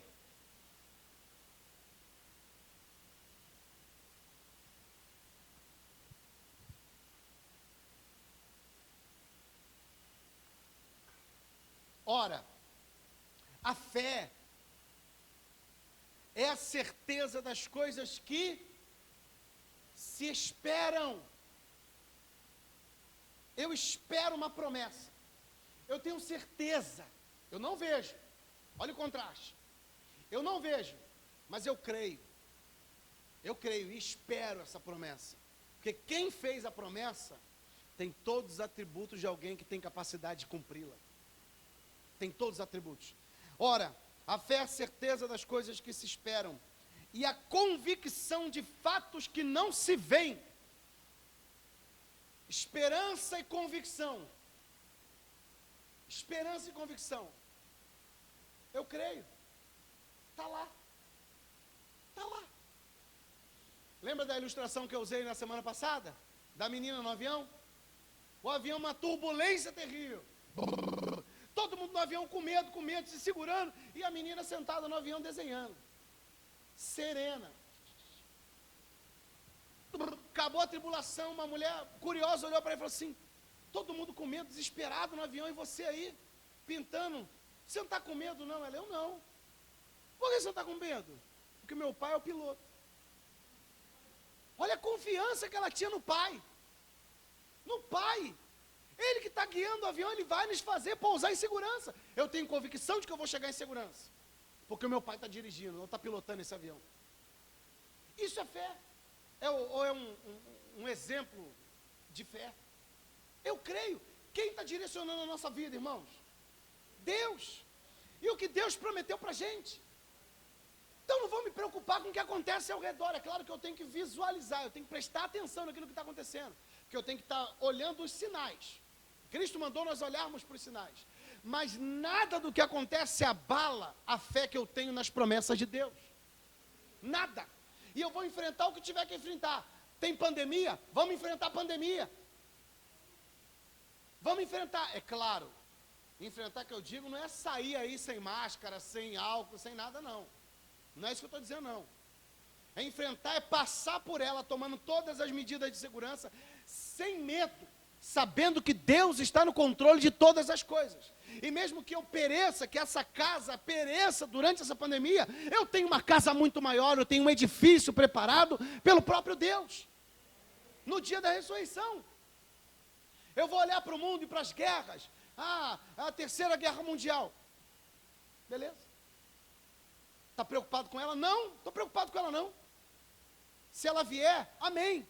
Se ela não vier, amém também. Minha preocupação é me manter firme naquilo que Deus me prometeu. A minha preocupação, meu foco é olhar para aquele que é o autor e o consumador da minha fé. E o sustentador da minha fé. Hebreus, vamos ler. Versículo 8. Pela fé Abraão, quando chamado, obedeceu a fim de ir para o lugar que deveria receber por herança. E partiu sem saber para onde ia. Pela fé peregrinou na terra da promessa, como em terra alheia, habitando em tendas com Isaque e Jacó, herdeiros com eles da mesma promessa.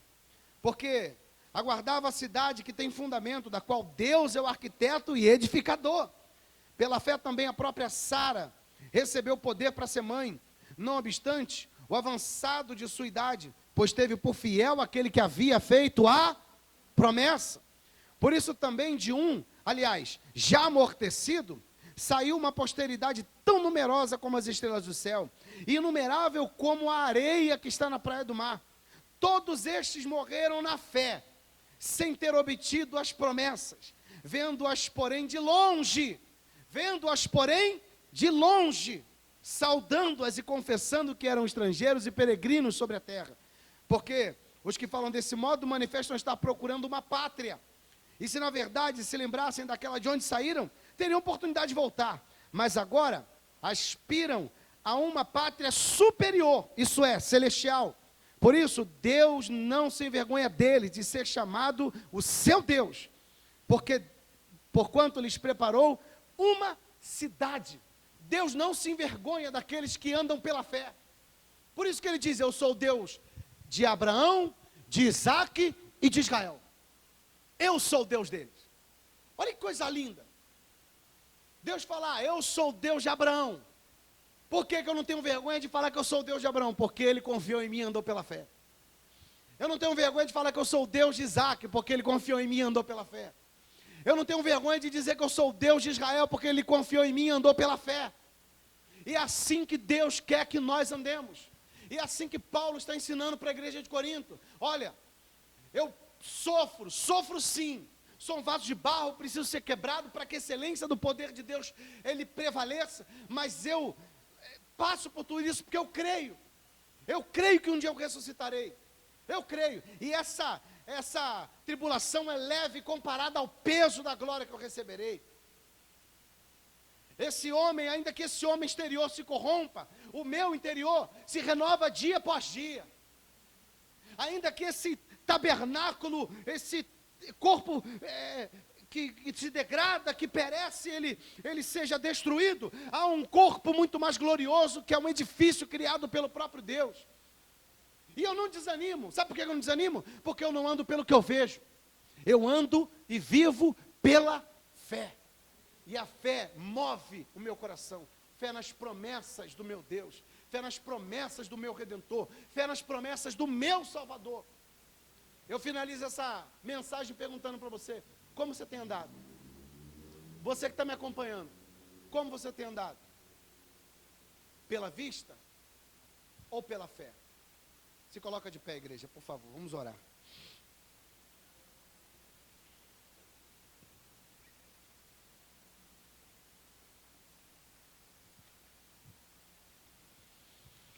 Vamos orar.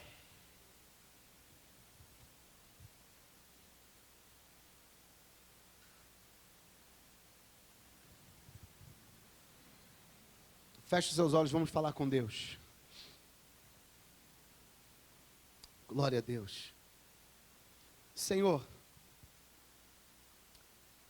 Tu és maravilhoso. Tu és perfeito, Senhor. Que promessa maravilhosa é essa que o Senhor nos fez? De um dia nos fazer habitar em um corpo glorioso. De um dia nos fazer habitar com o Senhor por toda a eternidade, que na verdade é um ponto. Estaremos com o Senhor e permaneceremos com o Senhor.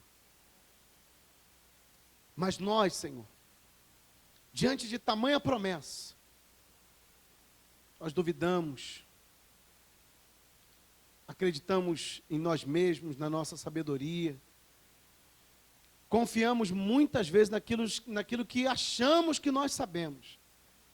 E na verdade, quando nós começamos a ler a Tua palavra, estudar a Sua palavra, percebemos que quanto mais velhos ficamos, menos sabemos. Menos nós sabemos.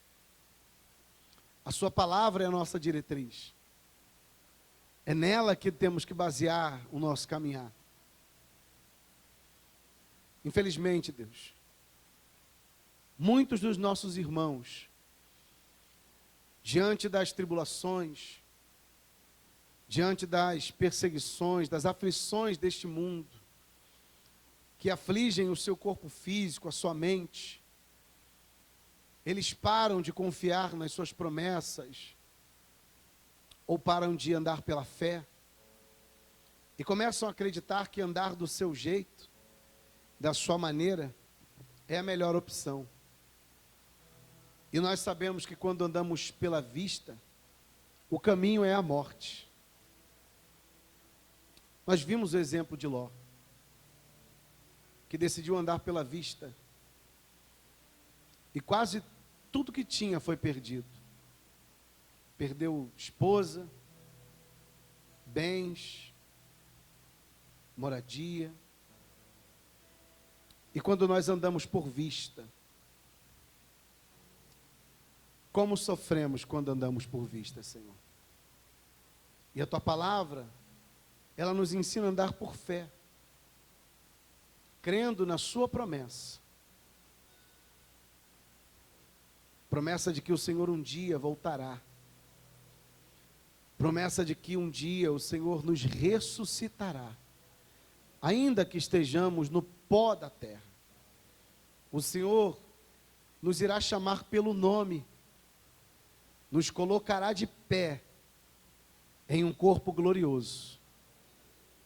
E nesse corpo habitaremos com o Senhor. Nos ajuda, Senhor. Nos ajuda diante de tantos problemas que nos afligem e que também assolam o mundo ao nosso redor. Nos ajuda a olhar somente para as suas promessas. Nos ajuda a confiar somente na sua palavra.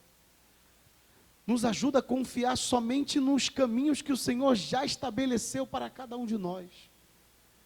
Não nos permita, Senhor, desviar o nosso olhar da sua palavra, das suas promessas, porque são elas que nos motivam a atravessar vales, são essas as suas palavras que nos motivam a enfrentar todo e qualquer tipo de dor e sofrimento.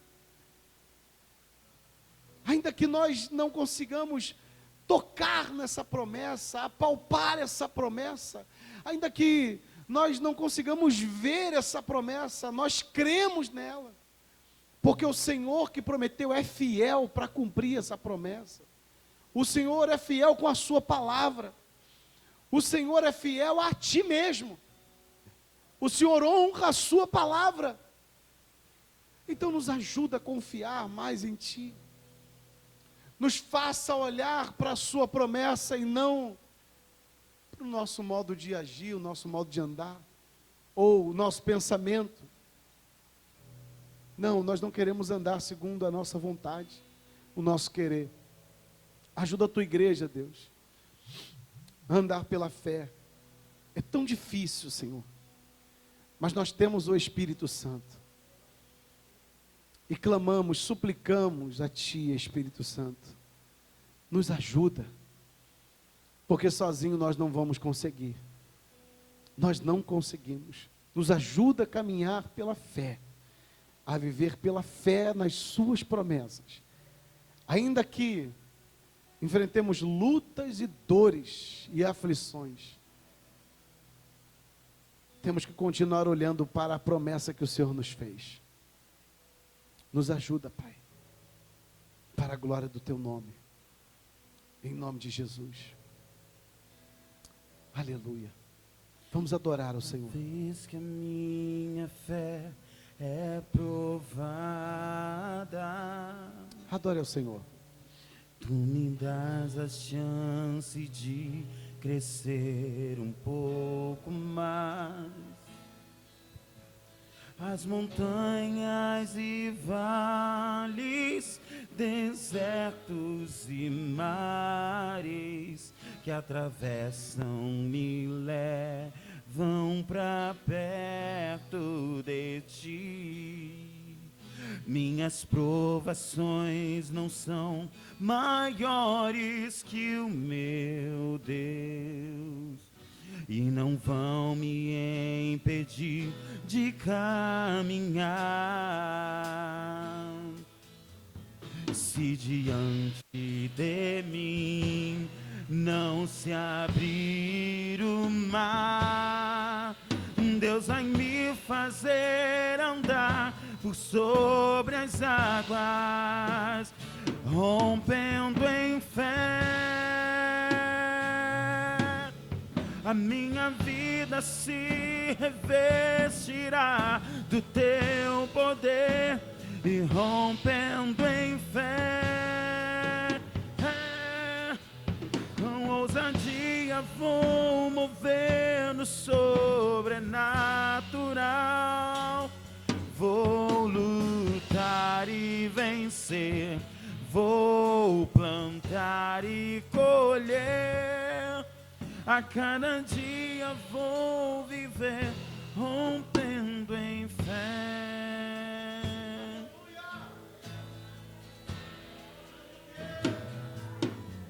E cada vez que a minha fé é provada,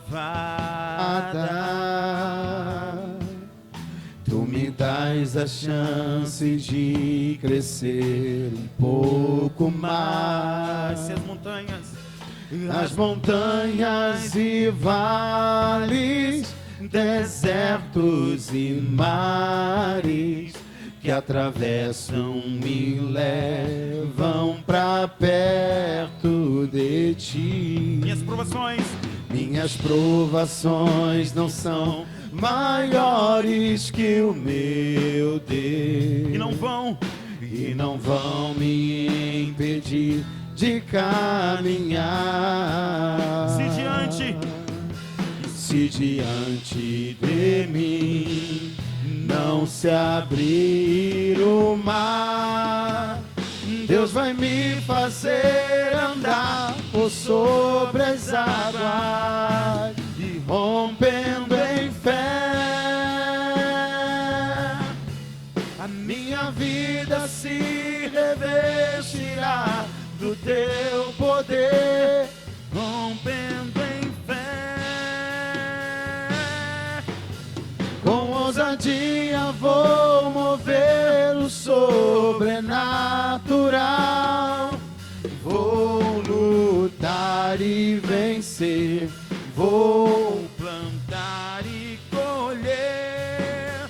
A cada dia vou viver rompendo em fé, e rompendo em fé.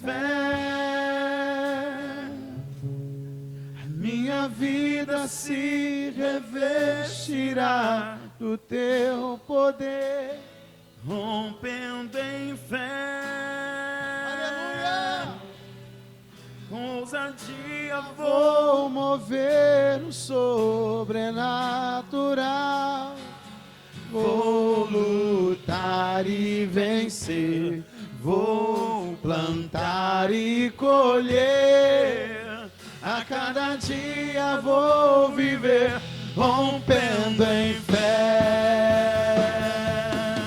A cada dia vou viver rompendo em fé. A cada dia vou viver rompendo em fé.